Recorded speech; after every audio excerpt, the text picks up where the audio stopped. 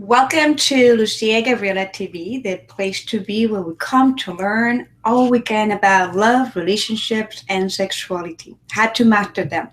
So today we have a special guest, and I'm so excited for our guest today because I've been following up a little bit on Facebook, and his presence has been truly amazing and powerful and divine. So I was like, I have to reach out to this amazing man and really ask him to come to our show to share with us, you know, what he's doing, like what really, the power he had. You're gonna meet him as soon as he, comes into the screen. You're gonna be like, whoa, whoa. His energy is amazing. So his name is Justin Patrick Pierce, and I'm gonna read to you about him. So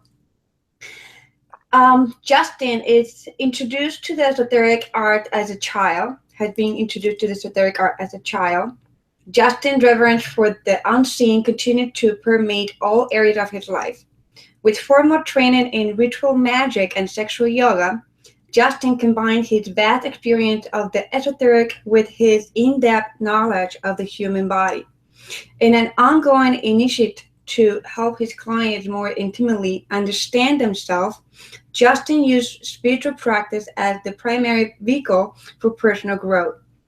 Justin currently serves as manager and teaching assistant to the world-renowned author and spiritual intimacy teacher, Deida. So I am so happy and honored to have you here, Justin. And today's topic is about the art of sexual yoga. And welcome to our show. Thank you so much for having me. It's a pleasure. You see, as soon as you showed up, like, wow, that energy. And I'm sharing this because I can't, I feel energy, and when you can feel people's energy when they speak, when just a picture of somebody, you can really feel that attraction, that energy that's happening. And I can say that when I was reaching out to you, it's because I've been in my journey of interviewing mentors in the realms of the masculine energy and relationship. And when your name came across, I was like, wow, these gentlemen, these men really embody that energy that many women are, craving for. And so I was like, wow, I need to reach out to him. So I'm excited for having you in our show because I can even feel the energy that you emanate from far away.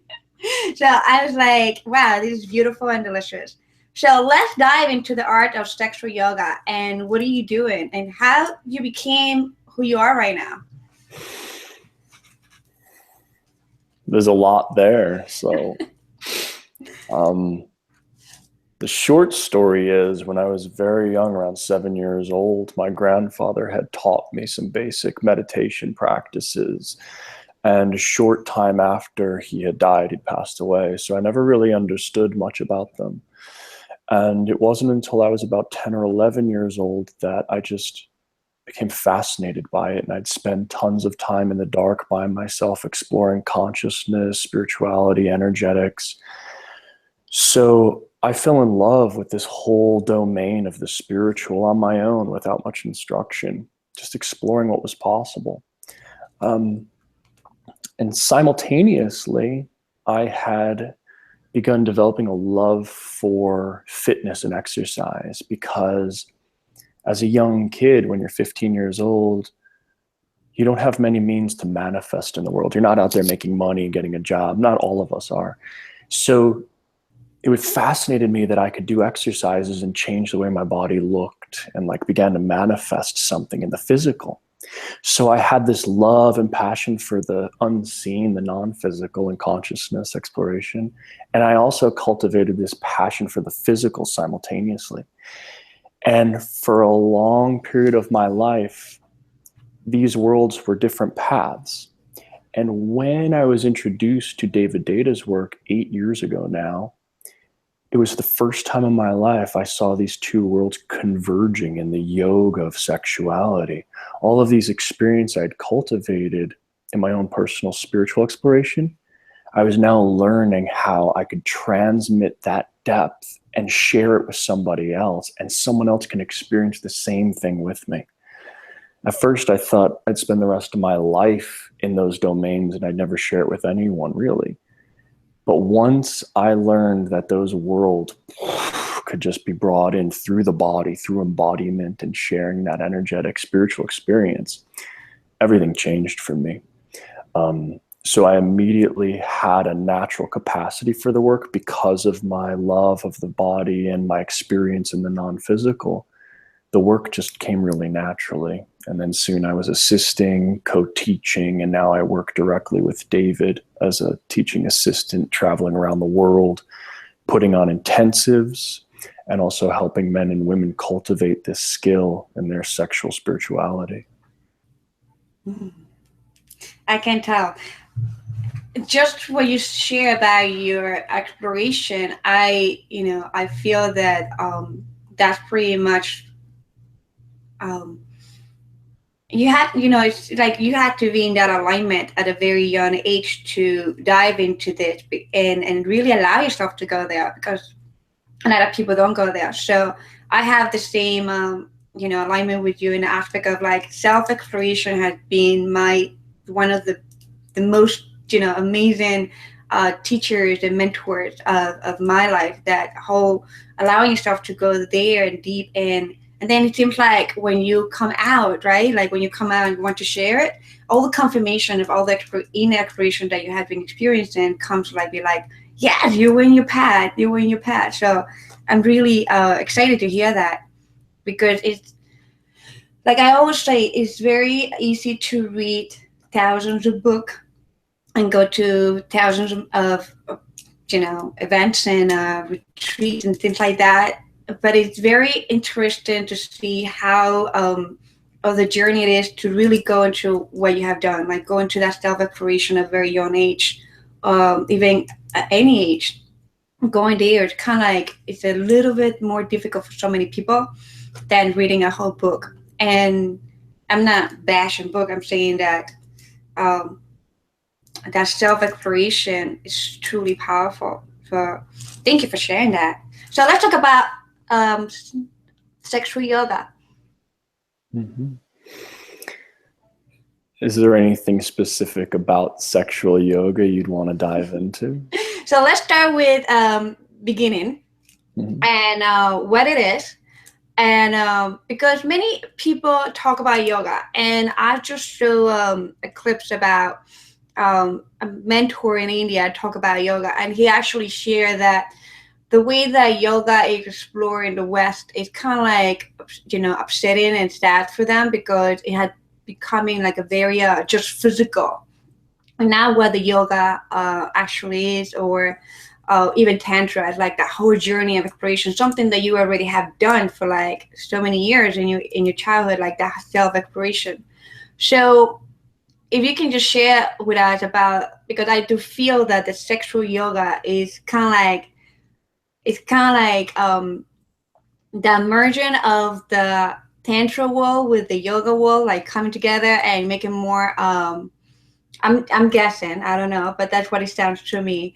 That merging of, so it can come to the mainstream in a very simple way to understand it. So that's what I'm getting out of it. So if you want to go from there and share with us from the beginning.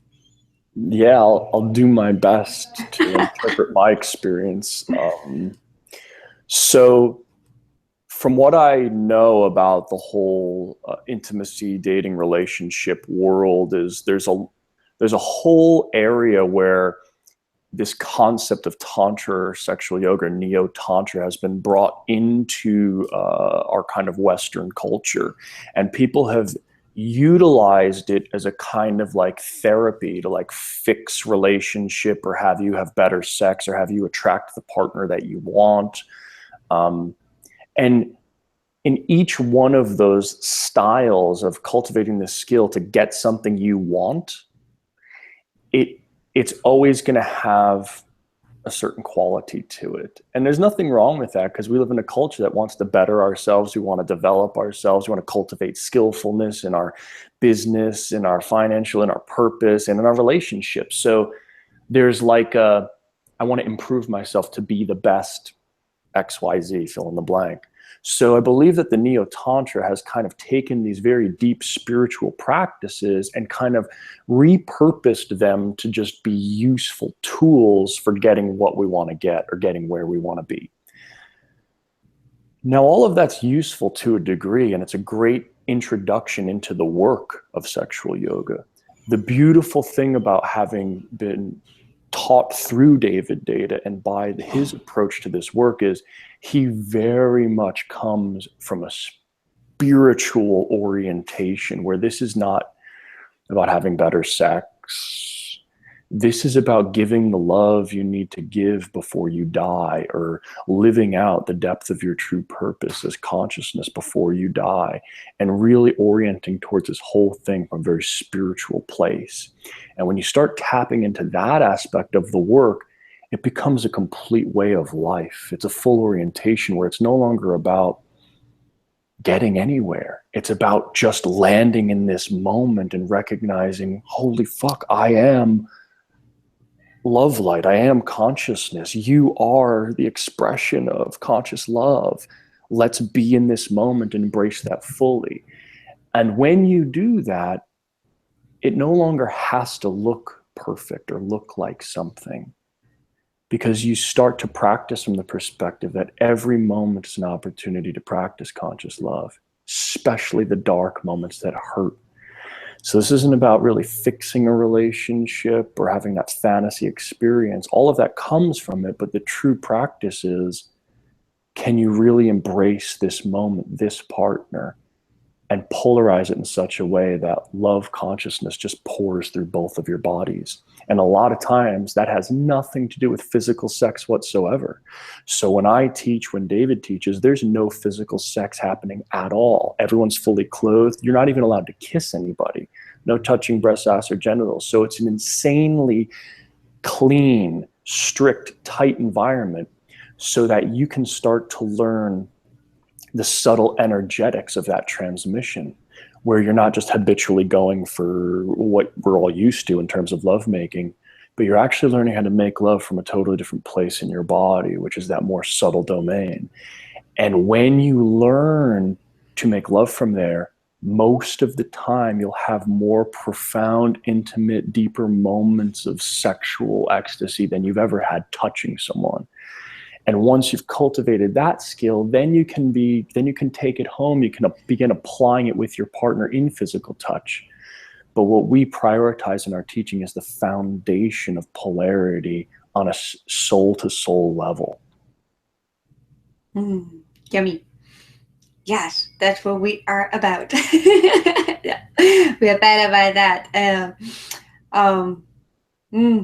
Delicious. I just feel it. I'm just diving into it. It's like in myself, there's like the giggling, like yeah, he's talking too much. You know what I mean? So there's an inner child within me right now.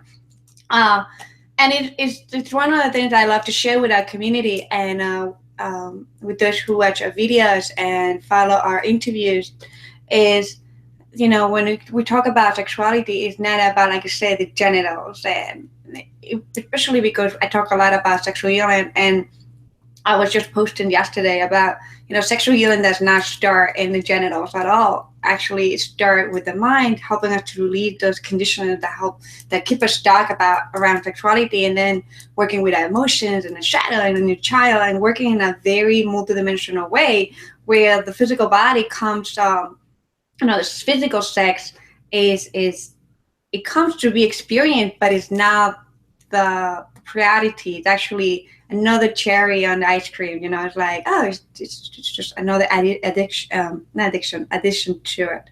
So I love it. So if you can share more about, I know that you've been in your journey for 8 years with David, and your whole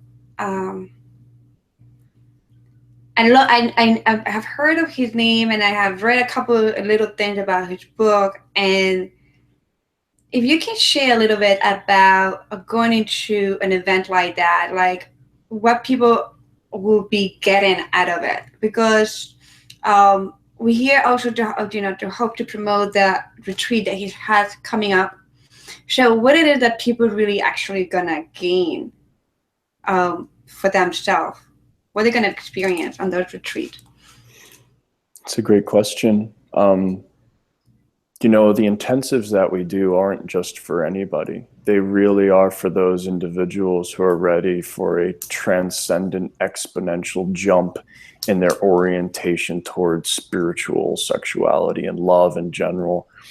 And a lot of individuals, men and women, often find themselves in the intensives because they've suffered many relationships that just haven't been working, or they couldn't find the love they wanted to experience in their life, or they feel inadequate or some way, or something's broken inside of them and they're looking for a solution to fix it. That's why a lot of people show up. But after you go through the intensive experience, that falls away pretty quick. And then suddenly it becomes about, wow, as a man, when I embody the depth of my deepest purpose, when I live as impeccable consciousness, I already attract the perfect woman that I want to resonate in my life, versus what's broken in me, what do I have to fix? And then I can kind of trick a woman or latch her in and pull her into my world. And it's a totally different feeling. But oftentimes when we're in those pain points and we just want a solution, we want to fix that problem, that wound inside of us. So it's a good motivator because it gets people in the space. But once you're in the space, it's no longer about that whatsoever. Because in the space, what David is masterful at, and what I've learned through him, is how you can actually take two human beings into that spiritual domain and not just talk about these things, but have them experience it. And once you experience it, that's when it all starts to make sense, or not make sense at all, but you feel it. And it's in that experience of it where all the little chatter, the mind chatter about not being enough, not needing something from someone not meeting your demands, it all fades away into the background as noise. And then you suddenly are met by true love consciousness. And once you get that in your bones, you just don't really want to go back to living any other way. And that's what happens to a lot of us who go through these intensive experiences. And it doesn't take more than a weekend for everyone to say, you know what, forget whatever I was doing with my life. I want to do this. That happens a lot. Because for the first time, you've been guided into experiencing intimacy at a depth that you intuit is possible, but isn't showing up in your day-to-day life. So most of the time we're looking externally like, well, where's the person who's going to open me this way? Or where's that? Or maybe it's not this person, it's that person. You've been in a relationship a long time and you're like, it's fizzling out. Maybe it's over here. So you're constantly seeking that next better depth that you intuit is possible. But the truth is, when you start learning the yoga, you start learning that your ability to receive that depth of love is the primary piece. Love consciousness is present in every moment, and it's our capacity to feel or receive that love that enables us to go there. And if we have kinks, tightnesses, locks, preventing that, it doesn't matter who's in front of us or what's happening. We won't be able to receive it because we haven't unwound the kinks in our own body. So this yoga helps you identify where you're blocked, and gives you practices how you can unblock them and immediately begin experiencing your own true depth in sexual ecstasy, sexual spirituality. And that just begins the journey. And then we're forever unwinding those kinks and blockages towards conscious love in the body mind. And that's an infinite process. It never ends. We can just infinitely deepen, infinitely expand. And that's the experience a lot of people walk away with having at these events. I love what you said, walk away. I just want to make sure I don't have an echo. So what you're sharing is my understanding, my like deep conscious understanding of what yoga and tantra, actually embodies, like the whole aspect of getting into our consciousness, getting into, tapping into it, feeling, exploring it, diving into, tasting it. That's what to me feels like it, and it really feels amazing.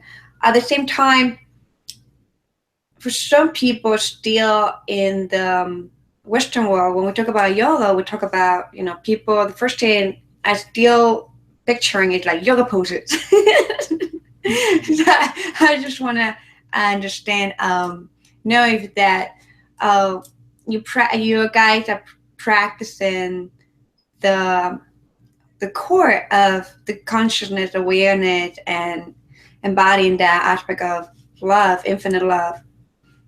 Do you also practice the yoga poses that I call the sacred geometry body poses to align with our infinite universe? So is that also part of the experience, just for people to have an idea that if they can experience that too?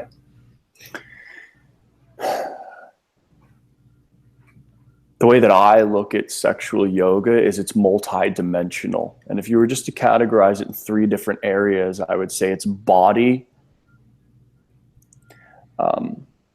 and then emotion and mind, kind of the same thing, mind in general, just emotional mind, and then spiritual. And yes, there are physical practices you'll learn to do with your body, but it doesn't look anything like the yoga classes we see here in the States. There's no downward dog, there's no tree pose, but there is spinal alignment. There is a quality of breath. There is a stilling of the body for the masculine. There is a flow in the feminine body that needs to be cultivated, a receptivity and sensitivity in the breath, a responsiveness through the body mind, that without those components, you can't create that true ecstatic charge. So there is a physical yoga. You need to be willing to put your body in an asana, a posture that's something you're not used to. So just sitting properly and breathing properly for a long time is very challenging for a lot of men. Just getting one good breath out of a man is pretty hard to do, let alone 3 to 5 days of 10 hours straight of proper breathing and sitting. So it is intensive physically in that way. But once you start to learn that new embodiment, you carry that everywhere. When you walk into a room, when you're sitting with your partner, you don't even need to think about it, because the body's actually, it's just like working out muscles. You go to the gym, you work out, they get bigger. So then when you walk around, it's not like you have to work out for the muscle to be bigger. The muscle just is bigger. You're just stronger. So these principles are the same thing in cultivating your capacity to be receptive or penetrative in your love. And for the masculine, you want to cultivate stillness, a depth of breath. And for the feminine, you want to cultivate softness, flow, surrender, authentic responsiveness to the moment, and let your body communicate that. And when it does, that's going to cause attraction in a moment. But what happens a lot, particularly for women, is as women have kind of grown into the workforce and are very purposeful, they're doing an incredible job as doctors, leaders, making more money than men is now a new trend. Those qualities have a tendency to masculinize the body mind, just meaning the body's more structured. It's not just totally flowing and responsive, because to go out in the world and penetrate and create and be purposeful and earn money and dominate, which is all amazing things, you have to boot up your masculine. You need direction. You need to.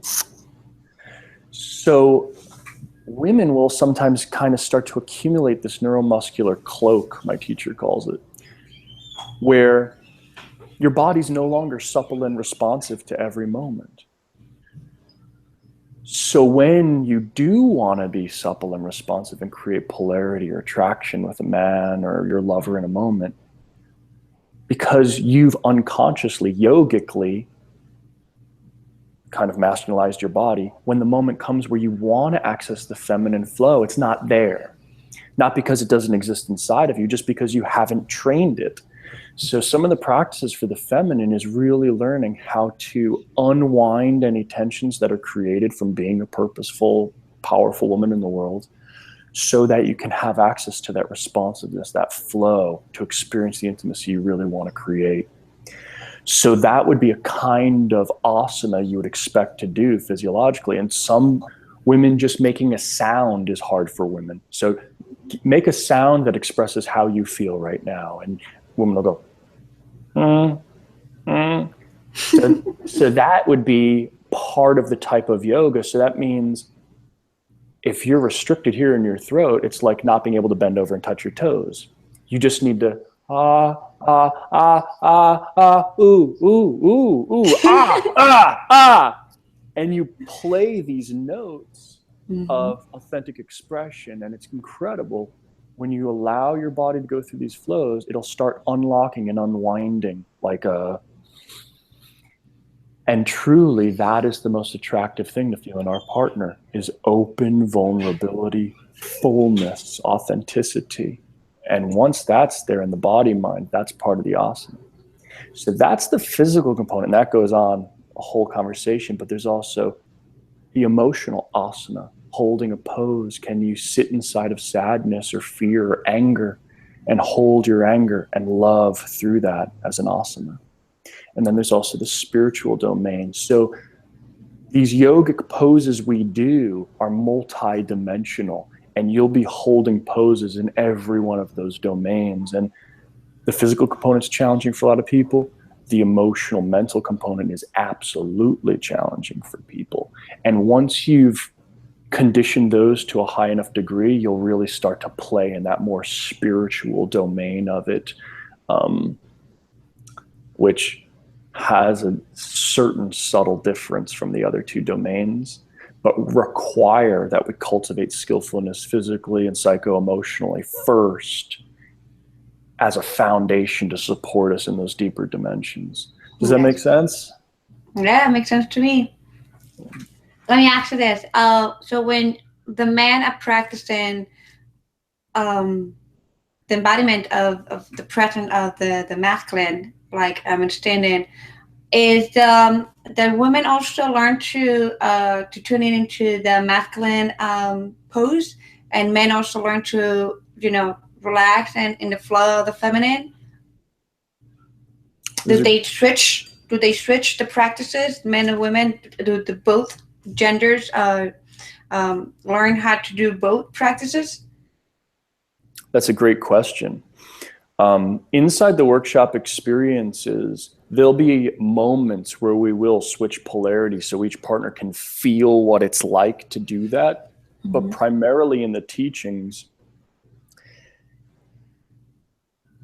a lot of women have already cultivated a kind of masculine they're trying to unwind, and men have cultivated a feminine flow that women are sick of and want. Yes. So we, just because of the nature of the way most people show up and what they want, we're teaching the men how to be the masculine embodiment and the women how to be the feminine embodiment in the workshops. Now, my partner and I, we spent years strictly practicing that polarity, myself in the masculine, her in the feminine flow. And after years of strict practice, we started to explore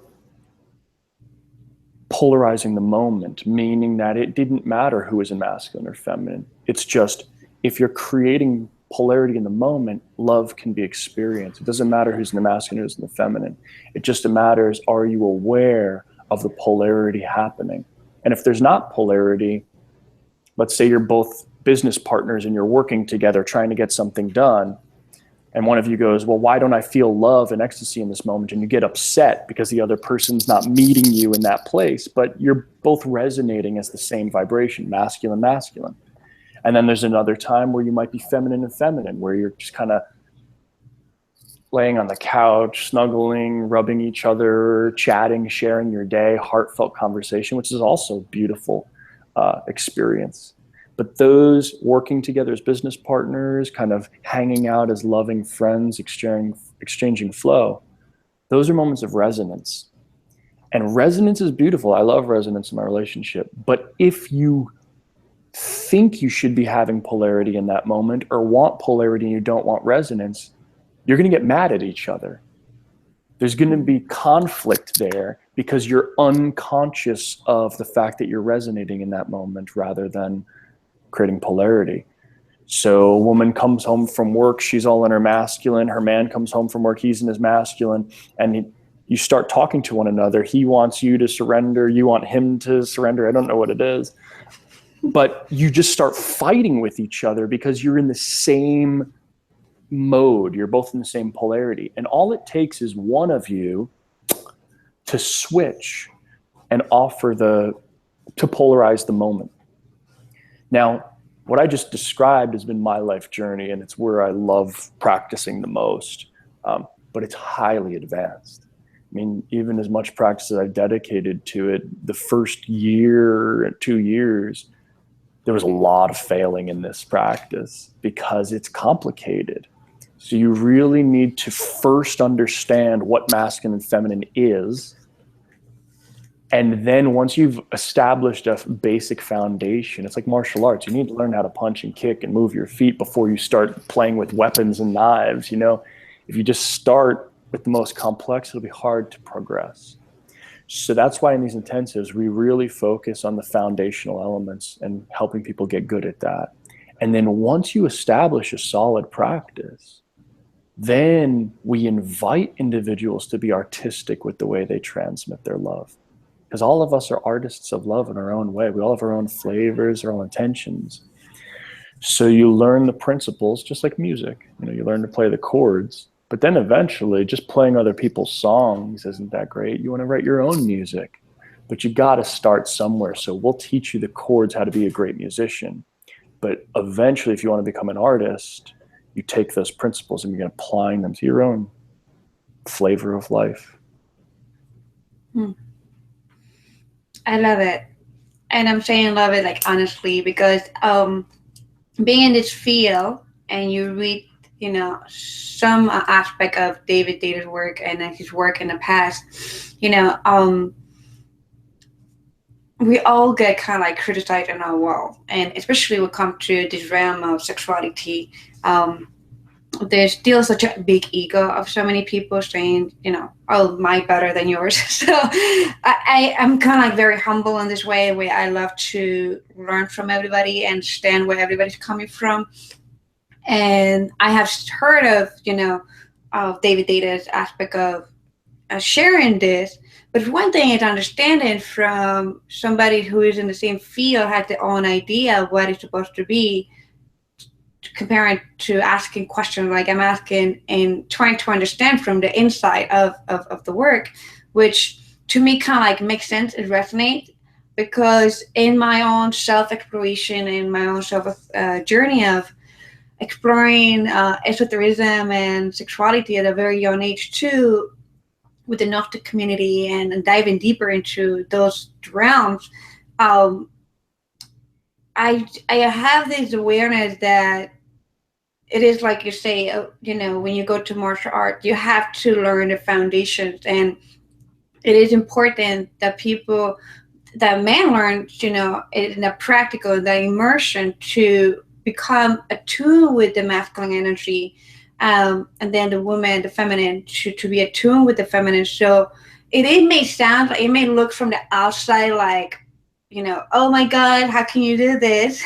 And, you know, you're supposed to be like merging the feminine and the masculine. But it's true. Like, if you're already in in a man's body with so much of the feminine, it is important to create a practice, that whole ritual where you're stepping into the masculine energy to have a sense of it, to feel it deeply, because the more deep you go into feeling the masculine within yourself, you're able to it kind of like it is part of you, and you can always come out of it and play with it and dance with it. I love to call it like a dance when I'm in my feminine and my masculine. Like, I love to dance with it because I especially I love to be feminine. I love to the embodiment of my feminine, um, and it is real. Like women are so into the masculine that they have forgotten to even embody their sensuality and their femininity, and they just don't know how to be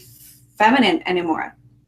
So being in these immersions, like you share, and also in my work too, we have like a few days, and it is so important for them to establish that practice, so they can be consistent with it. And when you're consistent, you have anchor it. It's like for me, like an anchoring pose that you can, from there you can dance however you want it, but at least you already anchor. So I just wanted to share that because many people, many people will hear things about anybody's work and compare it, and try to, sometimes to make it look like something that is not. And it was very important for me to share this and to ask those questions, because it kind of give us, for my audience, it kind of give us a better idea of his work, for anybody who had not read anything or have no idea who he is, and all of a sudden they're hearing things about other people, other tantra teachers, and about his work and blah blah blah. So thank you for sharing that, because that really kind of like help us to understand the work that you guys doing on a deeper level. So I really honor that. The one principle, if you were to walk away with anything, understanding what I've been taught through David and this work, is if you really want to embody the principles of this work on a spiritual level, there's only one question to ask yourself. Am I opening the person in front of me or closing them? Is my love, is my body, mind serving this person and their enlightenment, their presencing to this moment, feeling love in this moment? Is it opening them or is it closing them right now? And from that perspective, the whole dogma of are you in your masculine or feminine really falls away, because it doesn't matter if you're in your masculine or feminine, honestly. You want to learn how to play both very well. But the true question is, are you serving the moment, the group that you're standing in front of, the people surrounding you, your family, your parents, your children, your lover? Are you opening them with the authentic love flow that's inside of you, of your authentic consciousness? And if you're concerned about you and it meeting your needs and what you want to be, and this is just the way I am, and I want to be this way, and you have resistance to being the ways that your partner would need you to be for them to actually be opened by you, that's your first stage. That's your kink. That's where you stop practicing. So if it's about you on any level, you inhibit the growth of your own spiritual practice and diminish the true transmission of spiritual connection that's available to you and your partner if you say, it's irrelevant what I want. What does this person need from my body mind so that they open to divinity in this moment? And it's our willingness to yogically give that to the other person that is our capacity as a practitioner. If you have no interest in doing that, if you stop right there and you go, I don't care what they want, I'm not giving them that, that's dirty, that's not me, that's not who I am, the practice ends right there. So, and again, we're not talking about just giving this to anybody. We're talking about giving this to a trustable person you want to go deep in intimacy with. I'm just talking about like showering this all over the world. We do not do that at all. As a matter of fact, my teacher is very monogamous. I'm monogamous in my sacred partnerships. So the way that I approach this work is very much from a monogamous perspective. How do you take that one person and go with them infinitely deeper? So in order to do that, you need to inquire, is what I'm doing right now opening this person into love in front of me or not? And if you're not asking that question, you're not in the spiritual domain of the work. You're still in the, what am I getting out of this work? Is this work feeding a hunger in me?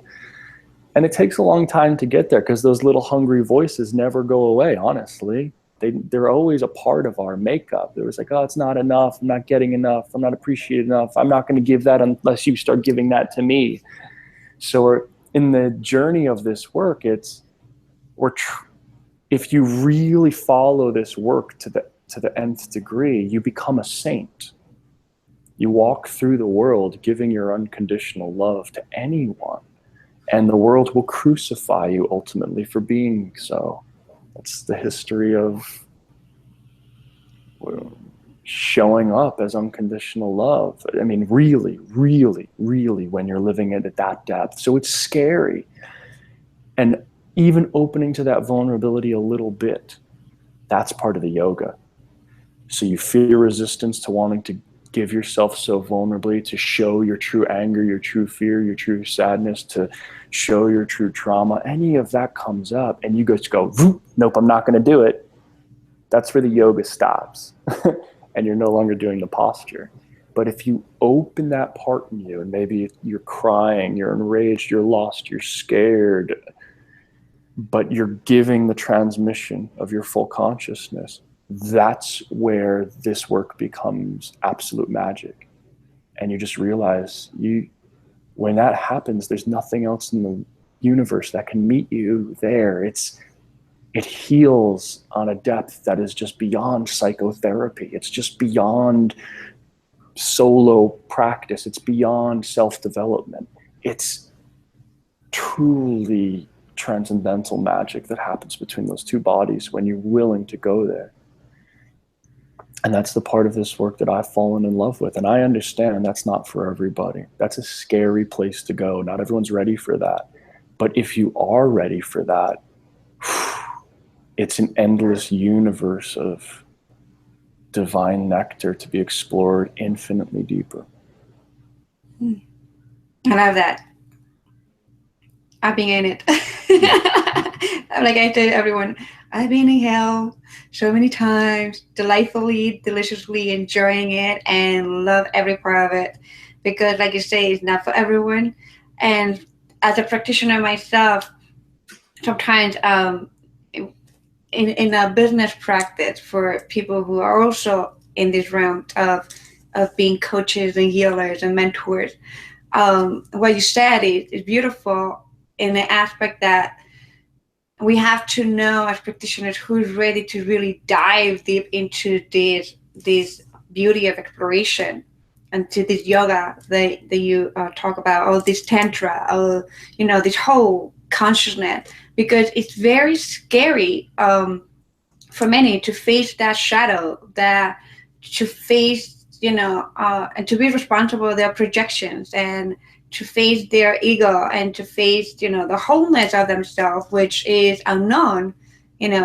Many of us humans, we very scared of the unknown, so it is not predictable. We don't want to dive into it. If we don't know the end result, we just don't want to go into that journey.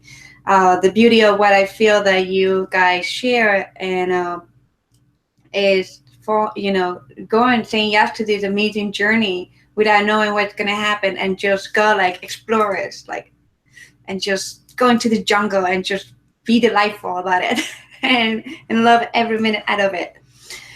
Let me ask you this: when you talk about the anger, which it was I tried to grasp that, you mentioned to be in that state, if you feeling the anger, but still you are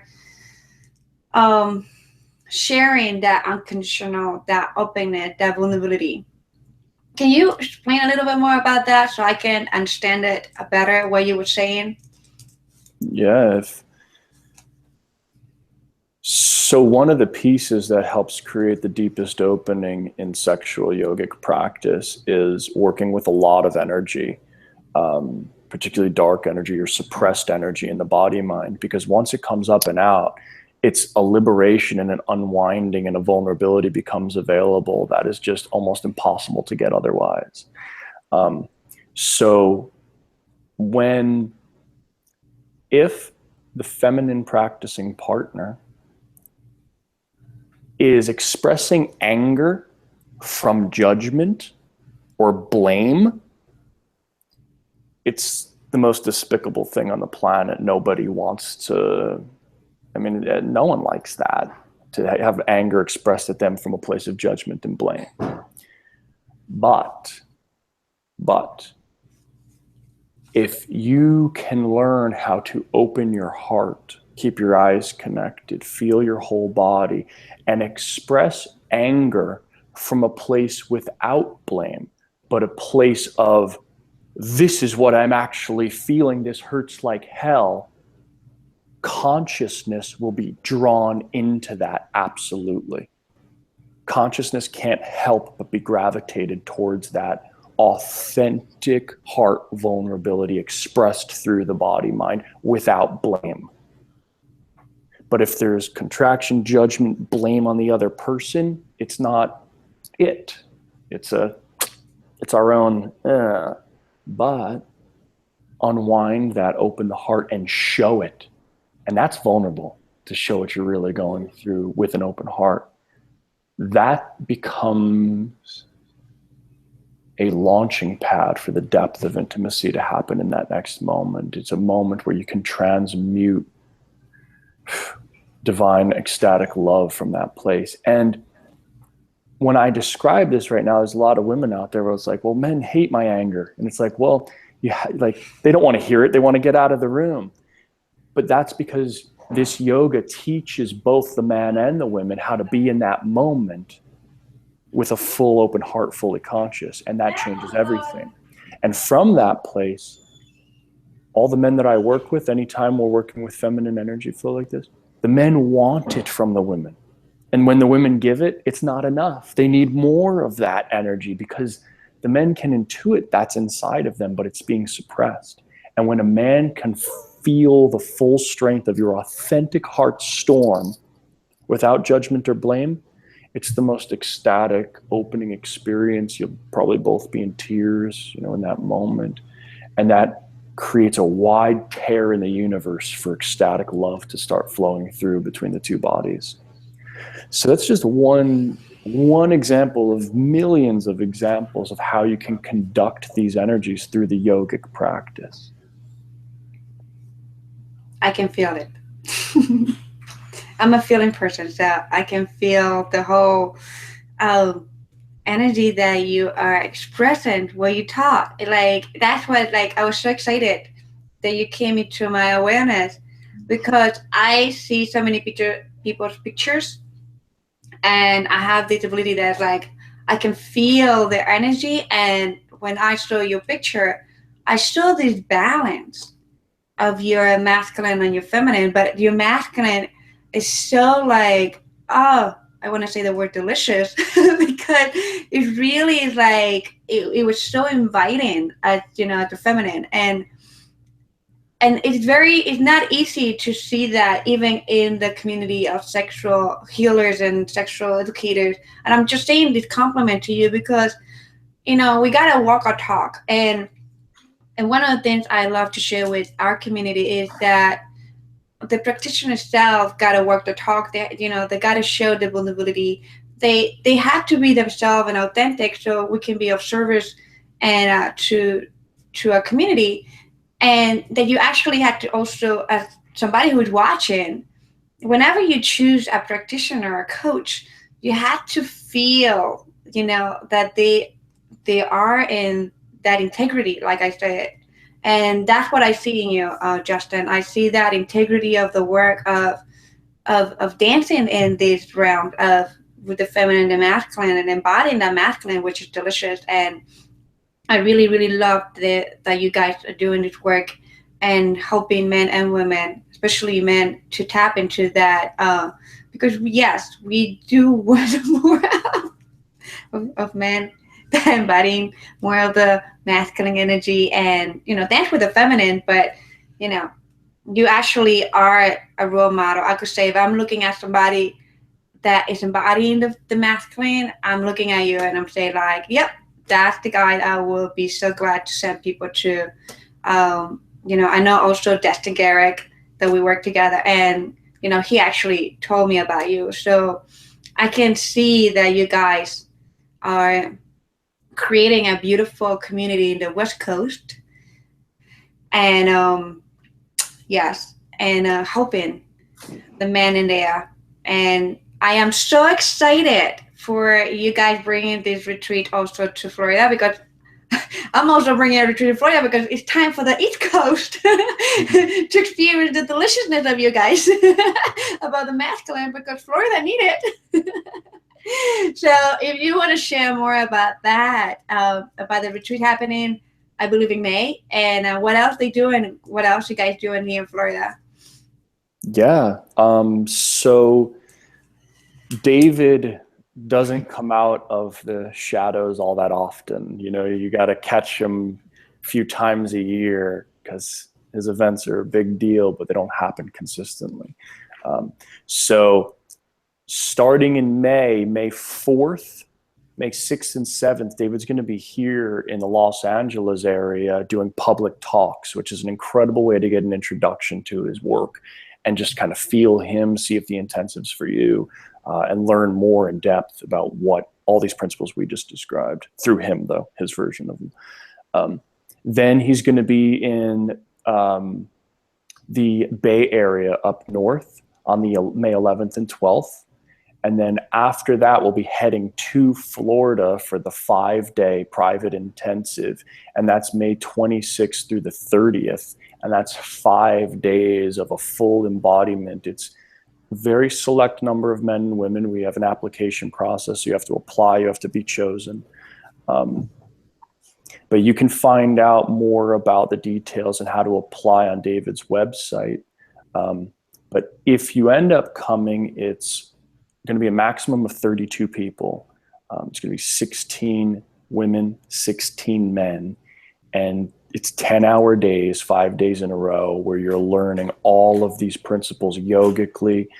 You're working with opposite sex partners. You're working with same-sex partners, cultivating different skills throughout the whole practice.